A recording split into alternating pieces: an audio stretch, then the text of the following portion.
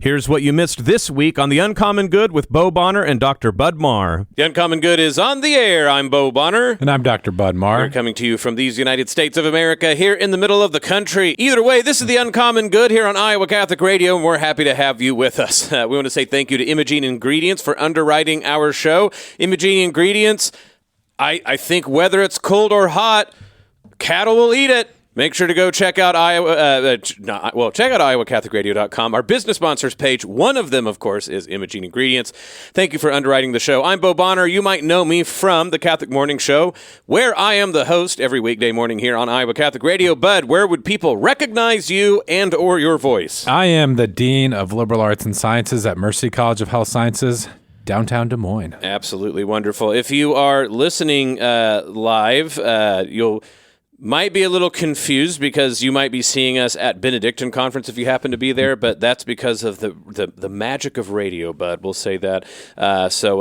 Look, folks, we're running around still with our favorite thing to do here, which is leadership. We're doing the Reconsidered Leader. I think this is part 3, Bud.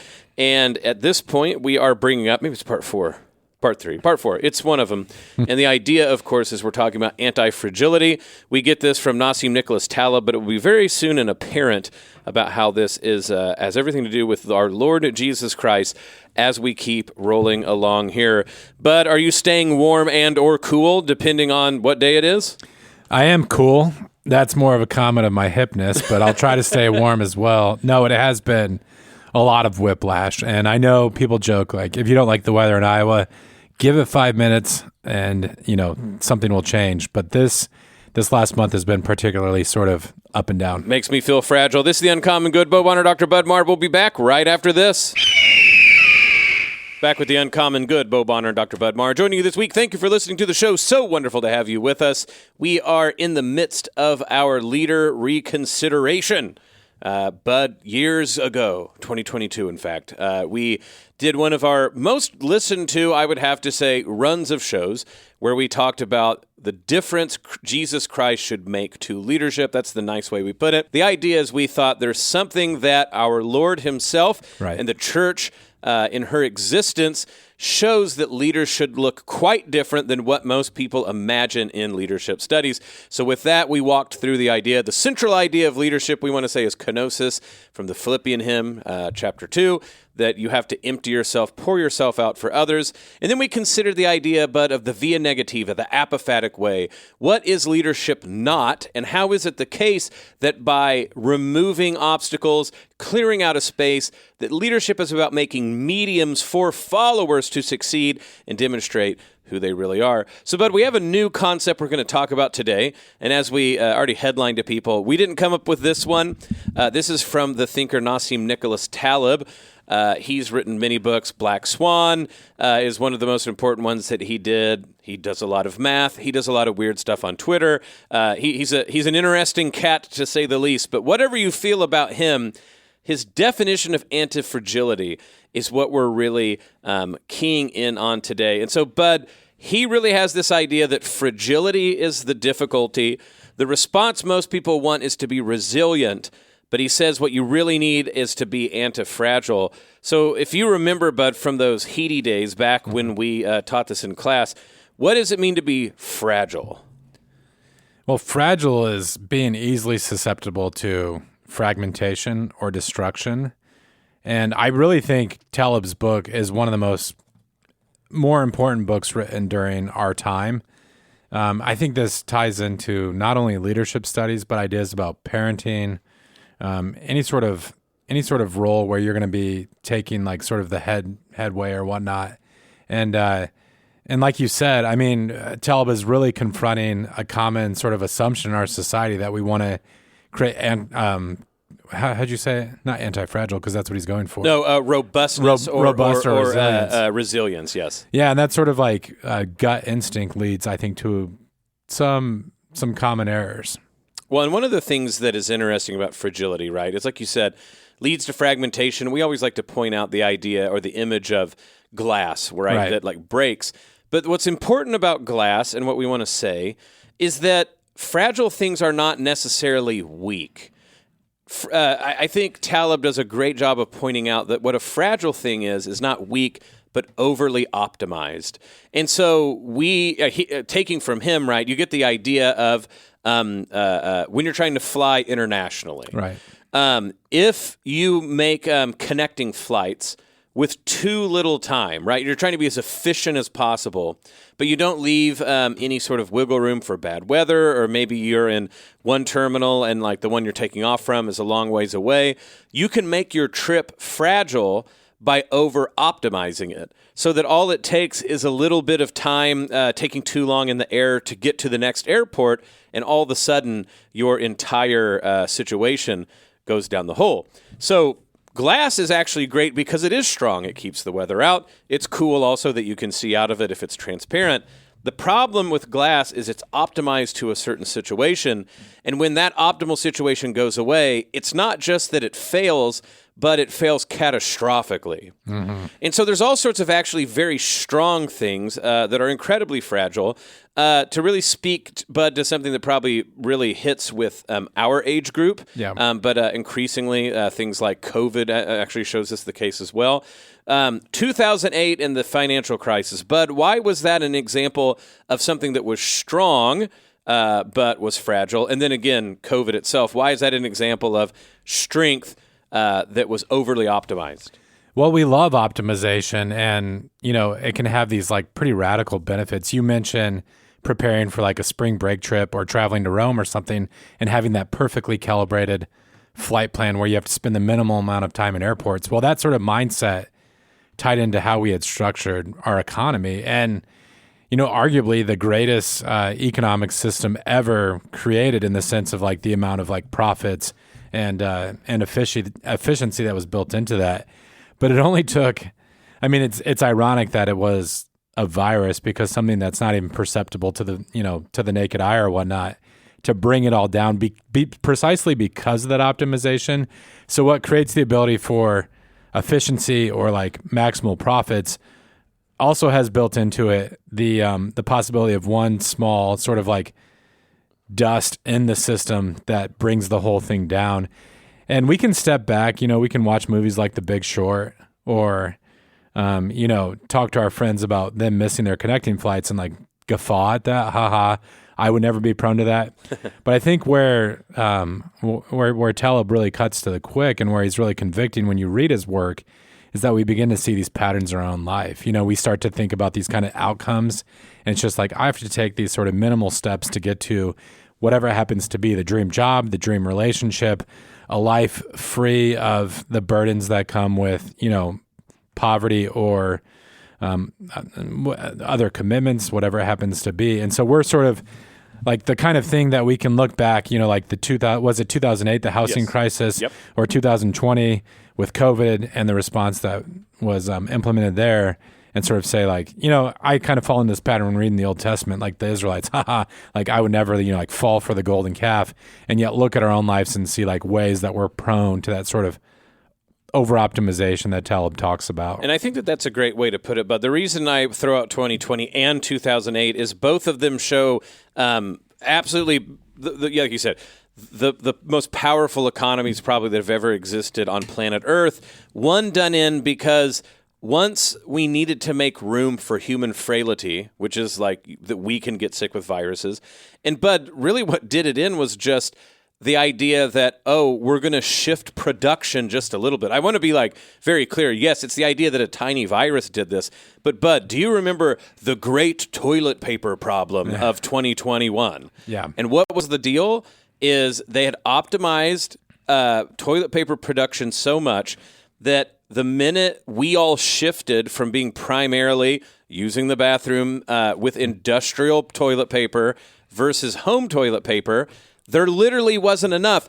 We had enough paper, Bud. We literally over-optimized the thing, and not to be too crude, that you clean up with, because we over-optimized toilet paper. But I don't know about you, but there was never a day in my life where I used the bathroom at the office and was like, this is different. But they literally shaped it different, Bud, and they sold it different. And because of that, we ran out of toilet paper as people at home. And there was people who probably lost their jobs in companies that went under because of this over-optimization. Yeah. In 2008, the big deal was, if we can keep kicking the can down the road, that we'll never have to deal with this fact. And so we optimize the conditions like, well, if things stay the same, and this is why I wanted to bring up '08, as long as things stay the same, we are going to be perfectly great. This is where his black swans comes in, where he goes, you can't predict the future, but one thing you can predict is that the future at some point will be different than right now. And if you invest in the entire economy, if you sort of optimize yourself to the conditions that pertain, and you are only going to do good as long as those optimal conditions persist, you are setting yourself up for what he calls a black swan event in which you catastrophically lose. And that's what happened in 2008. Well, you know this better than I do, but isn't what part of gave Taleb's work traction is that he had predicted the stock market crash? He was one of the first people to short the market and publicly say it beforehand. He could sort of see that coming down the pike. And then, he takes those kind of big ideas and he starts to apply them even to sort of our lives as bodily creatures, because in our individual existences, we tend to like to remove obstacles and challenges. They're sort of a nuisance, and this ties into over-optimization in the sense like we kind of want that smooth path with sort of like no roadblocks in our way. But Taleb is really keen to how our bodies and systems in general benefit from stressors or difficulties, and why sometimes it actually pays to have inefficiencies. And so when you think about the business world or the workaday world, you think about like a plane having an extra engine. And in some ways, that's not the most profitable way to go about it. It can be extra weight, something else to think about. But if your first engine begins to experience problems mid-flight, you're grateful to have that second engine in place. And all of those sorts of things, the kind of like areas in business and other areas of life, transport, where we build those inefficiencies, I mean, those are really patterned after the way that our bodies works, whether that happens to be, I don't want to embarrass myself on air, but like we have 2 kidneys? Yes. Yes. 2 lungs is the easy one. Right. Go ahead with 2 lungs. Yeah, well, so this is the principle of redundancy. And to back up just a little bit, sure, just to show that robustness and resilience doesn't quite work this out as well, is it's true that there are things that are ability to withstand stress in time, but they themselves, of course, will not endure because the difficulty will win the day. So the obvious one, right, is the Grand Canyon looks like it's pretty strong, but then the was it the Snake River? Whichever river, or Colorado, the tiny little river dug the canyon because over time, resiliency and robustness isn't enough. To your point with redundancy, and this is where this is going to get at this idea, Taleb says antifragility is what you want, and to be anti-fragile, to be against over-optimization, to be against catastrophic failure, is you have to learn to love what he says, stress and difficulty, because it is the thing that doesn't make you just stand against it. It actually makes you stronger and better. And so he says a flame, of course, will be blown out. A candle will be blown out by your breath. But wildfires spread because of the wind. What he has in mind, like to your point about redundancy, is the reason we don't over-optimize things is because we should be living in such a way that there are some risks that, even though it is a net inefficiency to carry a second lung, a second kidney, when you get ran through with a spear, but you live, you're not going to be able to use that lung, but you got the second one as a backup. That's the reason you have redundant positions in sports, in business, right? We have these things because we realize going out into the world is risky, and we actually benefit from the right type of risk. So it's important to have redundancies, even if that makes you inefficient, because, Bud, then it allows you to be quote-unquote brave, right? Go out into the world, face stressors, and grow from them. The ultimate idea, right, is like weightlifting. You actually have to break muscles down, face that stress so that the muscles build back stronger. And he even points this out about over-optimization and weightlifting. In fact, he's a big dork about it. He's this big fan of deadlifting versus doing mechanical or machine weights because it's actually the sort of unknown aspect, right, about how you have to fire off all your large and small muscles to take to be prepared for all the weird ways a dead weight or a free weight might move, and that risk, that unknown quality, that stress is what makes your muscles build back stronger and makes resistant weight training actually make sense. I think weight training is a really like common one, or like popular in the modern mind, and people kind of get that point that you're making about breaking down the muscles to get stronger. In recent years, I feel like that sort of idea has started to gain traction in other areas. So we're more attuned to the fact that like always resorting to antibiotics can create new challenges for our immune system. What else was I thinking about? Oh, like the way that we think about gut health today. Yes. You want your gut to be sort of, I don't know the right word, but like have this kind of diversity and the sort of bacteria there's good bacteria. Biodome. That can help your cause. I'm going to need your correction on some of this because I think you've engaged Taleb's work at a deeper level than I have. But there's that great story that you told in class where he like tripped and slammed his nose or something. And so he goes to the doctor and he's got this like serious facial injury. And the doc wants to prescribe antibiotics, right, to help speed up the process of healing. And Taleb asked him, like, do I absolutely need this? He's like, what? Like, will my body heal if you don't prescribe this to me? And it's like, well, eventually. And so Taleb's like walking around colleagues and stuff, and he's got this like serious. Well, I think it's his nose. His nose, right? Yeah, his nose was like extremely swollen. You can think about the kind of pain and symptoms that come with like a serious nose injury, like the pus and things like that. But Taleb's like willing to let this kind of unfold so that his body develops greater defenses. Yeah, and in some ways, I think maybe he dorks out about some stuff too much. But to his point, he points out that question is, do I need this? Or is it the fact that my body, as it were, has a natural way to deal with this stressor, this difficulty? Yeah. And so I want to leave my body's processes to adapt and, like you said, get stronger, which is all fine, but like ibuprofen so that you can breathe out of your nose, I'm going to take that one. But I get where he's getting getting to. And so all of this, Bud, starts to get, hopefully people start to see what we mean by antifragility. It's not the opposite of fragility to be merely robust or resilient or strong, because those things wear down. The strange thing is we need to learn how to benefit from disorder, benefit from difficulty. How are we going to try to move forward with that? And I hope you start to see, Bud, not you, the listener, you know this, we've talked about it, is that the leadership implications of antifragility as a core principle, I hope people see how this comes from kenosis and apophaticism, right? Like, so you got to pour yourself out. You got to be willing to empty yourself for the sake of the other as a leader. But then you also have to think about what a leader isn't, right? And that plenty of what a leader does is more in what they remove, what they give room for, rather than simply what they provide or like the sort of personality that they are. And so leadership, though, is not about removing all difficulty. And like, so that is one thing that this modifies the via negativa. We're not saying that what a leader does is make a smooth path where there's nothing that goes wrong. The leadership is rightly introducing and allowing the right type of difficulty. And Bud, I start to think about this in terms of the best leaders I've had. They want you, of course, to get good at your job, and they want you to face challenges. What they're removing is challenges that get in the way of the real challenges, right? Mm-hmm. And think about how often in the course of trying to make work easier, we actually stuff work with way too much to do. We have reports out the wazoo. We try to strategize everything. All of that stuff, but I realize is trying to be to remove difficulty.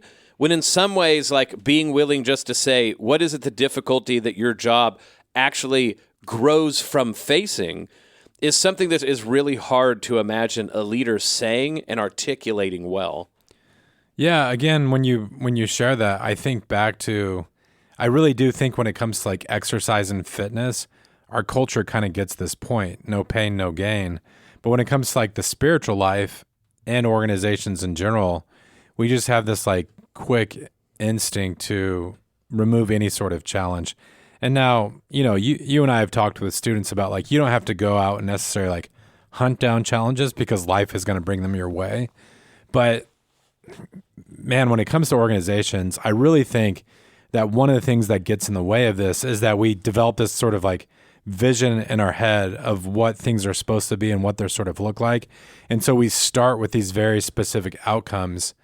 And the idea is just like, how quickly can we get to X outcome without, as you've sort of pointed out, like without sort of, if things don't work out the way that we want them to, will we still be the kind of place that we intend to be? And that's where, it's almost become kind of a cliche on the show in a way, but we've talked about faithfulness versus success. Yes. And so there's a certain way in which, like, I think this is especially true of the church, but any place that, purports to bear the name Catholic is, can we be who we're called to be, even if things go catastrophically wrong, or if there's like, wrenches that are thrown in our path. No, but I think that a great way to point out this is like Catholic social teaching topics of subsidiarity and solidarity. But I think we'll have a whole episode that will deal with that and talk about that way that Catholic social teaching principles can elucidate part of what we're saying.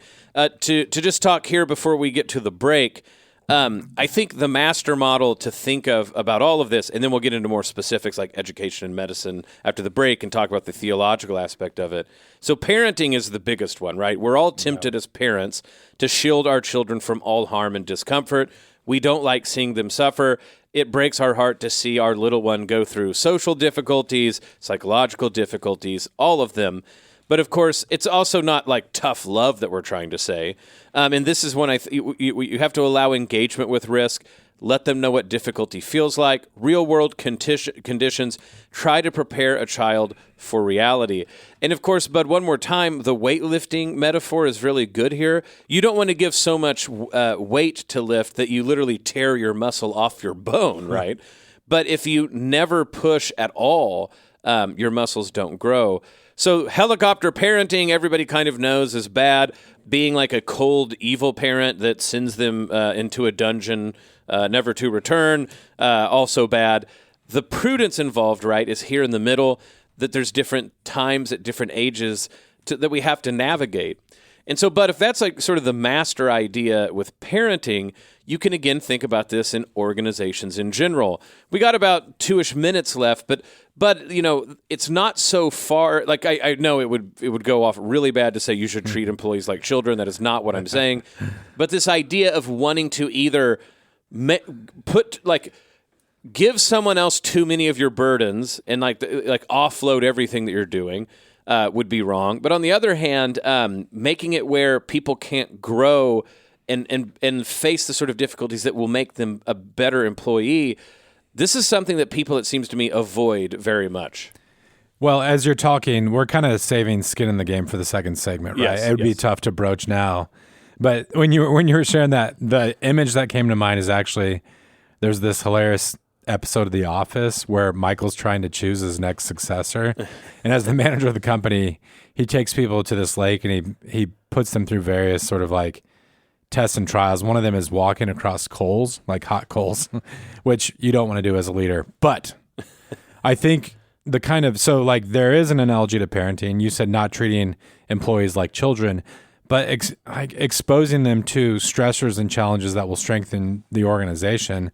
Like what comes to mind for me, Bo, is not walking across hot coals, but having crucial conversations, yes. Difficult conversations. And a lot of times at work, I'm going to pick on the Midwest a little bit. I think especially like in Iowa and Minnesota, we're prone to this. We just kind of want to avoid that because it's seen as it cuts against the grain of polite society. Right. But if leaders are sort of like having those conversations in a vacuum, if they're shielding those with like stakeholders from the crucial conversations, or if they're conducting them poorly, and this is where in the next segment we can talk about skin in the game, all of those things are going to create, I think, a fragile institution that won't be able to withstand true storms as they arise. Absolutely. And when we get this idea of how do we implement that, like this is the sort of difficulty of prudence that we have to elaborate over multiple episodes. It's not going to be we have the one sentence solution to this. But this is one of those difficulties that leaders have to be willing to take on themselves, the canonic way to pour yourself out. It's easy to want to be popular, but the question starts to be, how do you frankly have conversations about what we must do in order to grow and the difficulties we must face, but without it being a way of skimping out of your duty or to dump it on someone else, which is, of course, a big worry that everybody rightly has, and they've all lived through that, but something else that we can deal in more detail later. This is The Uncommon Good. Bo Bonner and Dr. Bud Marr. Stick around. We'll be back right after this. Back with The Uncommon Good, Bo Bonner and Dr. Bud Marr joining you this week. Thank you for listening to the show. So wonderful to have you with us. Bud, we are doing the Reconsidered Leader. We are now at the part where we're considering antifragility, this idea that we're getting from Nassim Nicholas Taleb. But we've tried to set up this idea about why fragility is not the same as weakness. Strong things that are over-optimized are actually fragile. They can be strong up until the point they fail, and then they fail catastrophically.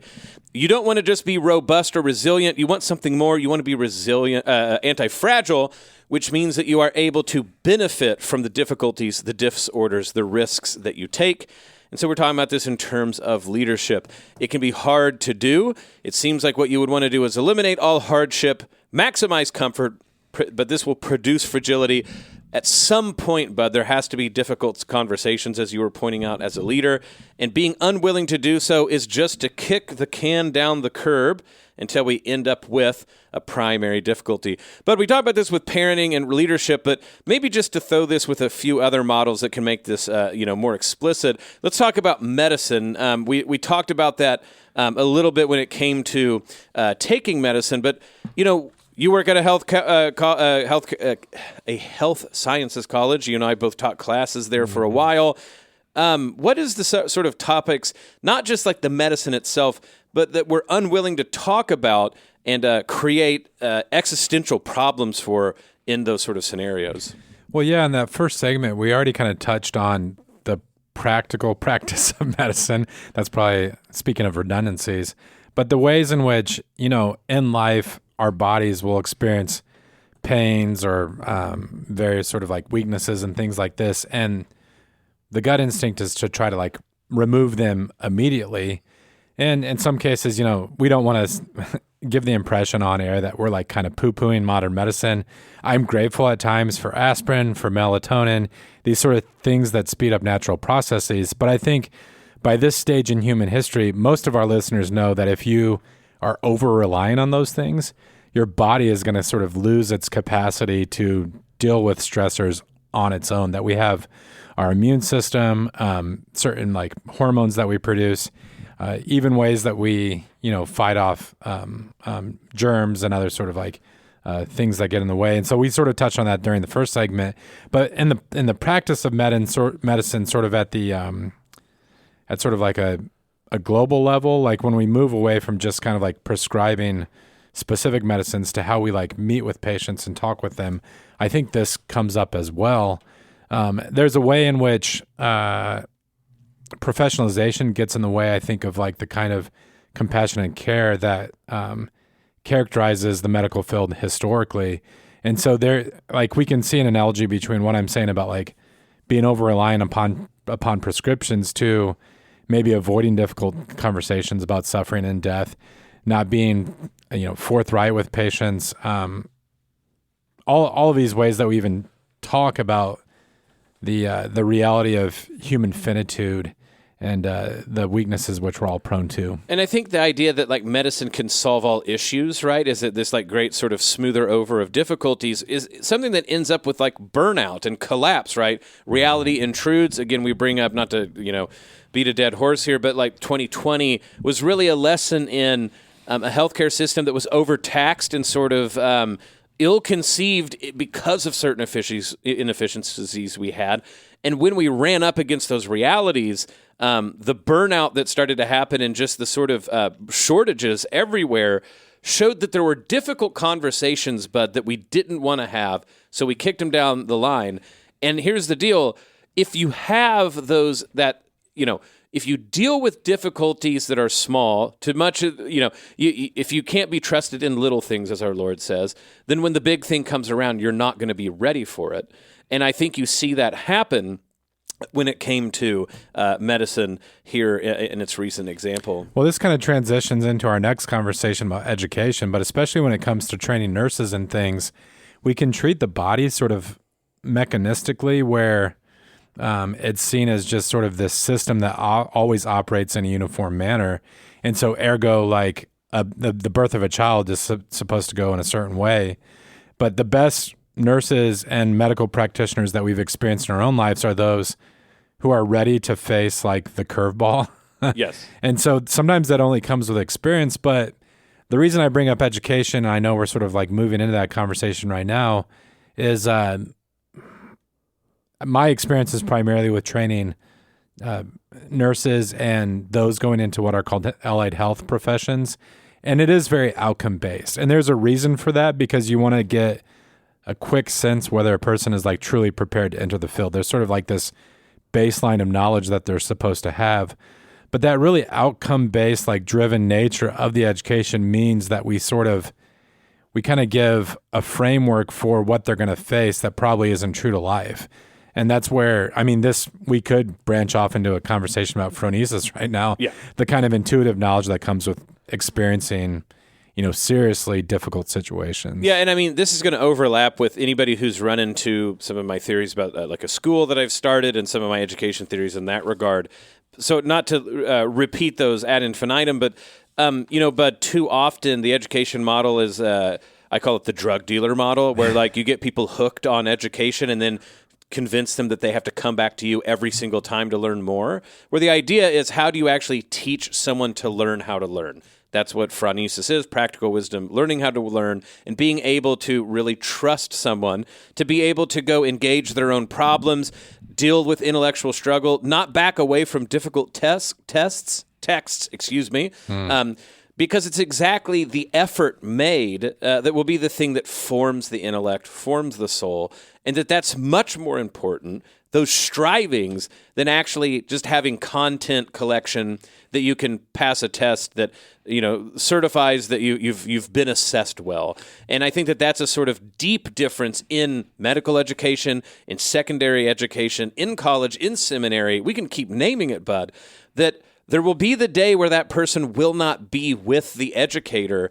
Is the educator educating towards dependence on the expert, or are they making it where even in the future, when there will be some unknown thing that needs to be learned, will that student be able to learn it themselves because of the formation in form and context and not just content? Well, we live in a culture that really values quick recall. Yeah, it's exactly. really like a Jeopardy culture. And what sort of mesmerizes us is the person who can knock down the series of facts. And you and I have been upfront with the fact that neither of us, bemoans memorization in the place of memorization in education. But I think what you said about wrestling with difficult texts, that's huge. And the Old Testament image that comes to mind is Jacob wrestling with, the presence of God. It's described in the text of Genesis as an angel, and how he is wounded from the encounter, but becomes a new person through the encounter. And you're great at this, to give you a little praise on the show today. Like when you read the best authors, like who are the authors that we go back to over and over? I mean, it's not John Grisham. I don't want to pick on anyone else, but like there's a certain kind of literary product that can produce pleasure, but it's very quick to consume. It's sort of like the literary equivalent of potato chips. Yes. But the ones who stick with us, who have this kind of richness, are oftentimes really difficult. And so you have a student read Homer or Shakespeare or Nietzsche for the first time, and it's frustrating for them. But what we're trying to say on the show, going back to that concept of antifragility, you can make a student, so to speak, resilient by having them memorize facts. Like probably the worst iteration that I've seen this is, giving students like acronyms to quickly like digest things. And say for the sake of full disclosure, like I've had moments in my life where I fell into this. I think about, I was a member of a book club and I didn't want to miss the meeting. And so I jumped online and I was like, Google, give me a quick summary of this book. And then I could go to the meeting and have this, I could throw out a few comments and give the impression that I had actually engaged the text. Well, at the end of the day, if you're someone who really wants to understand like Julius Caesar, Dante's Divine Comedy, who do you want that from? You want someone who's like lived in that text, wrestled with it, struggled with it at times, and they're going to be able to mediate it to you totally differently than someone who's just gotten the summary from AI. Well, and that's the thing. The AI is exactly what I was going to bring up and put it with the weightlifting metaphor. So in education, we love the machine weight over structured learning, and it produces a narrow competence.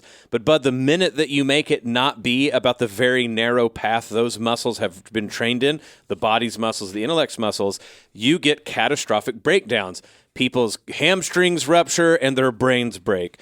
Open-ended engagement is like free weights, flexibility, depth, intellectual heft. And Bud, the AI, this is a whole other thing, and I think this will be an addition to our series. This time, talking about AI in leadership. But Bud, I wrestle with AI. I do, and it's fun and it's helpful. But I am a 45-year-old, and I've had to free weight all of this stuff beforehand. When you have kids learn from AI, the problem is it's like lifting weights on a weight machine. In a very narrow way, they might be able to get competence at a very narrow set of factoids, and some of them wrong and hallucinated, by the way. But what they won't have is the free weight like antifragility that we want. AI leadership, AI production and knowledge is very fragile. And that starts to be the issue. But Bud, we even get this when it comes to like the practical advice with our students. And this is some of the best stuff. You know, you were saying you were patting me on the back. I'll pat you on the back because I think we got this one into students' heads that we were able to teach together. Too often when people are giving advice to students about what they should do, they ask them, well, which option works best if everything goes right? If you had everything go right, what would you want to be? I want to be a vlogger. I want to be an astronaut. Or, and the idea is I'm going to choose path A, B, or C. If everything goes well, what would be my happiest life? And we've talked to our students, and we're like, the thing we can assuredly tell you is nothing will ever go perfectly. So the question for our students was always, which option allows growth even if everything went wrong? What is the path in your life that if everything, or at least a lot of things, don't turn out how you thought, could you still grow and become anti-fragile? And I think we very much actually changed the course of some students' life who said that was the first time they ever had an adult tell them, be honest about the fact that life doesn't turn out how you think. And if that's the case, it's not that you have to be defeatist or fatalist. It's to ask, if you chose the path you did, even if there were difficulties, would it cause you to grow? And if that's the case, that's what you should choose when giving students advice. Well, I don't want to jump the gun here. I'm looking at our notes, and I don't want to get too far ahead, but I think the Gospels are great on this point. I have to tread lightly because I don't want to give the impression, I'm going to use St. Peter as an example, that like his fall, like his actual sin was of benefit or necessary in any manner. But that being said, you think to Peter's growth as a person and the kind of experiences that he goes through. So this might be a bit of a stretch, but I think it pertains. There's a kind of anti-fragile mindset where when Christ makes his prophecy about having to go to Jerusalem where the Son of Man will suffer, and Peter tries to turn him from that path, Yep. And that's the harshest words that our Lord has in the Gospels, "Get thee behind me, Satan." And so Peter, in a certain sense, like he wants the kingdom without walking the way of the cross. And there would be the kind of smoothness of that path and the kind of easy outcome. What happens in Peter's life that's so formative for him? Well, it's his threefold denial of Christ, which then our Lord later redeems at the end of the Gospel of John. And I would say St. Peter, as we know him today, as we celebrate him, would not be the rock of the church without that formative experience. Now, again, it could have taken on like a different shape. Perhaps Peter could have like internalized that lesson without having actually denied Christ.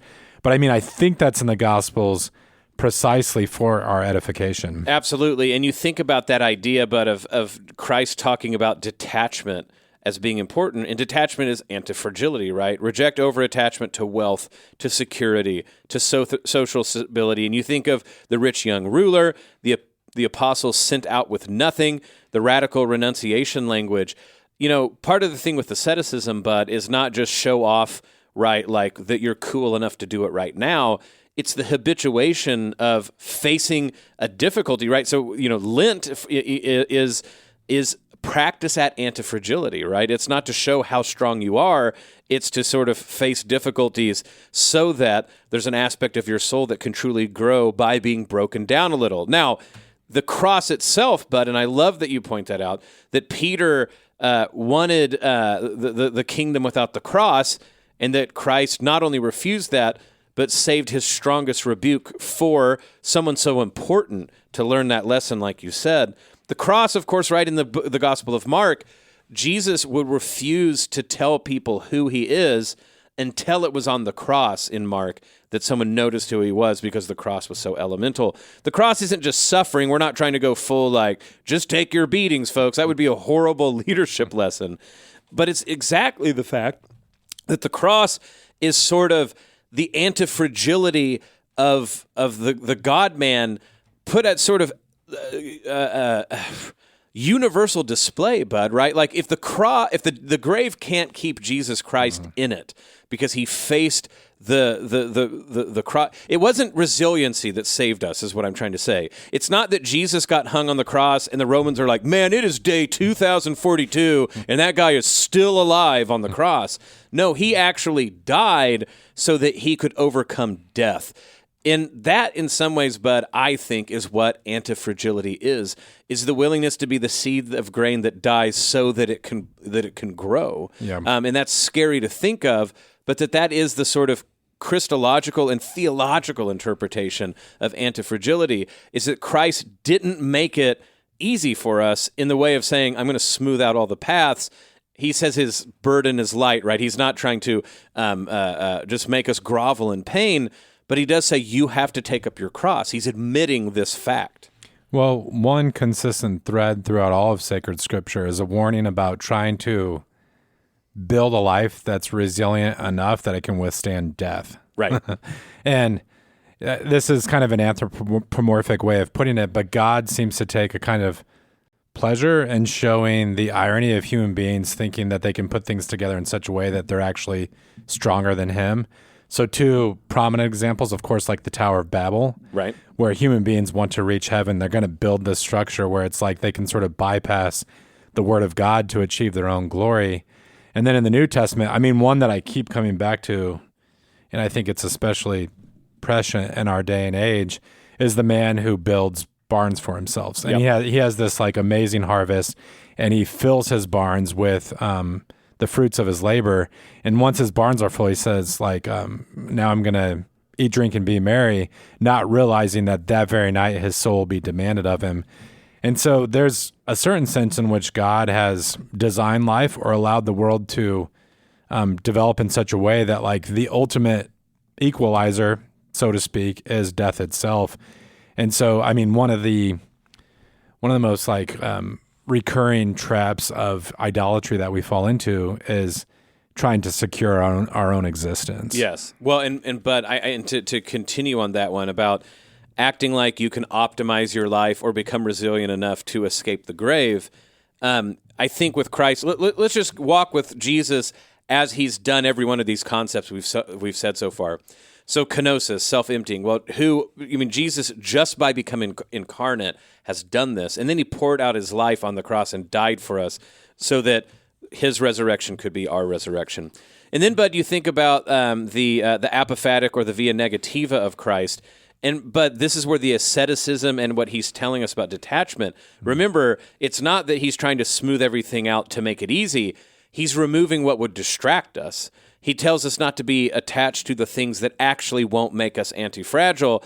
He's saying that if you are willing to follow him, he will remove those obstacles from you, but they're not because it's going to be a straighter, easier path. Right. It's because you will be willing to face the struggles that actually matter, the ones that will make you into someone for whom death itself, Bud, will not have victory. Now, yes, theologically, and without overstepping that at all, that it isn't without his cross and his redemption, right, about like original sin and all of that pertains. But when it comes to leadership, right, when we say we want to imitate our Lord, it's not about creating copies of yourself merely. It's not merely about getting accolades or things like this. How do you open the space for transformation and form people capable of resurrection through difficulty. That's what a leader does. How do you look at the situation as it exists now and say, where can I make a path for resurrection through the death, which is the humiliation of dealing with a difficult thing? Well, and you've already gestured at this, but it's great that we're discussing all of this during Lent. Yes. You go back all the way to the Old Testament and the history of the people of Israel until they weren't ready to enter the promised land until they had passed through 40 years of wandering in the wilderness. And God in his providence knew that. Now, the amazing thing about Christ is at the start of his earthly ministry, he actually willingly goes into the desert. Yes. I mean, that to me, that's kind of embracing antifragility, in that he stares down by choice the sorts of things that he'll confront, I think, when he reaches the cross. We squirm at that prospect.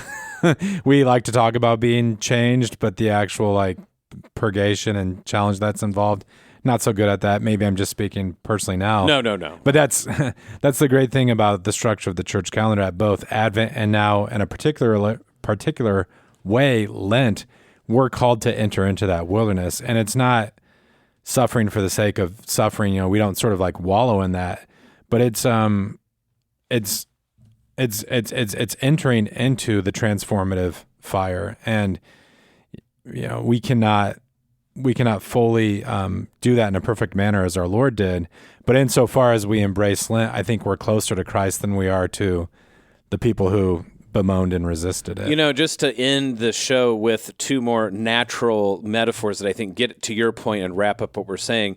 But you want friction. Because otherwise you would slide across the face of the earth and never get anywhere. But friction scares us, right? We want a smooth path, but actually too smooth of a path is extremely dangerous for us, thus ice.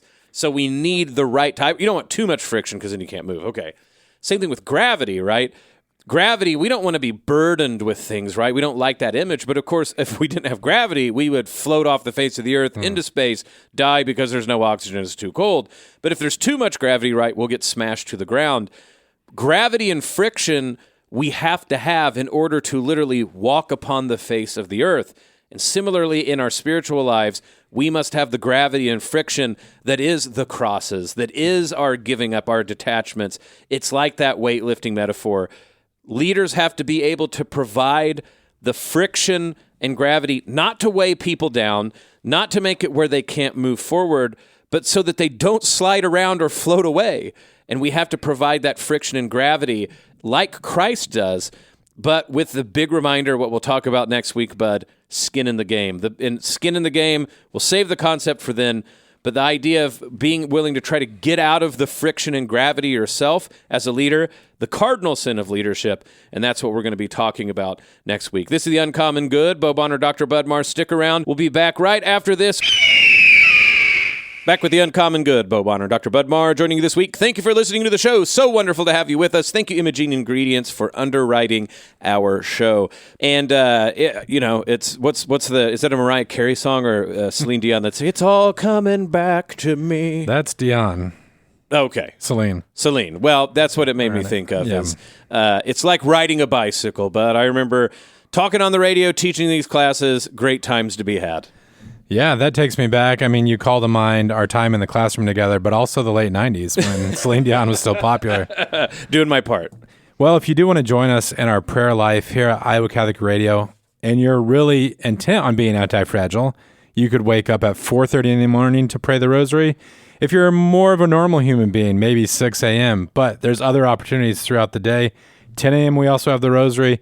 2:57 in the afternoon, you can pray the Chaplet of Divine Mercy. Close the day, 8:30 p.m. The Rosary with Benedict Rochelle, I think a great voice to have that time of day.